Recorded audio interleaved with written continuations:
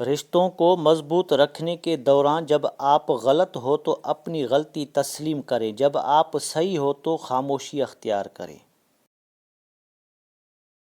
منافقت کی ہمدردی دشمن کی تلوار سے زیادہ خطرناک ہے۔ کچھ لوگوں کے لیے مصروف زندگی سے ٹائم نکالنا پڑتا ہے اور کچھ لوگوں کو دل سے نکالنے کے لیے زندگی کو مصروف کرنا پڑتا ہے۔ آنکھوں سے گرے آنسو اور نظروں سے گرے لوگ کبھی نہیں اٹھا کرتے۔ صرف دکھاوے کا اچھا بننا برا ہونے سے بھی برا ہے۔ کسی کی خوبیوں کو دیکھ کر حسد نہ کرو، بلکہ کوشش کرو کہ اس کی خوبیاں تمہارے کام آ سکیں۔